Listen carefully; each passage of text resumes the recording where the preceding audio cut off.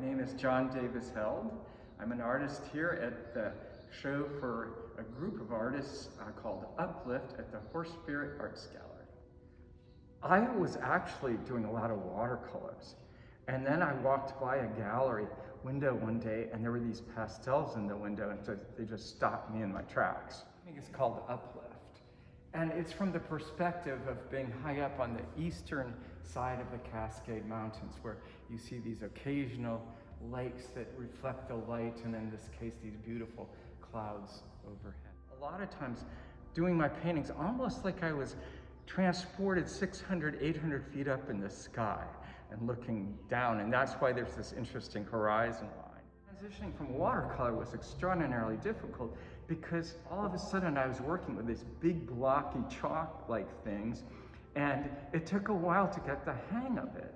With pastels, you mix actually on your surface instead of like with oil painting or watercolor where you mix the perfect color and you do it.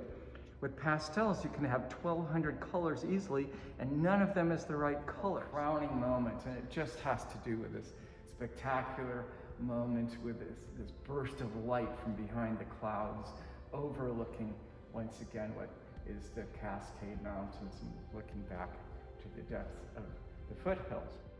What I do myself, which is a little bit unique, is I use actually archival wood panels that I put a pastel ground on top of that. And then I do the pastels, and I can put a fair amount of layers. However, they're always opaque. The ground, you always want a bit of tooth on it so it can sort of snag all the pastel particles. It has to be a little bit rough. I like just really letting the pastel rip, and you mix it right up there on the surface, and you wind up with these beautiful transitions of colors. This final piece is what you see once you get to the eastern side of the Cascades, and you have a lot more desert terrain and almost these subtle colors in the water that you can get from the Columbia River, and of course the thunderhead. And I work from memory quite a bit. I have a lot of reference shots that I use occasionally, but I find that memory is a bit better. About being an artist is that we look at everything, and oh my gosh, I see these beautiful skies and people rushing around on sidewalks who have no idea there's the most amazing cloud formation overhead.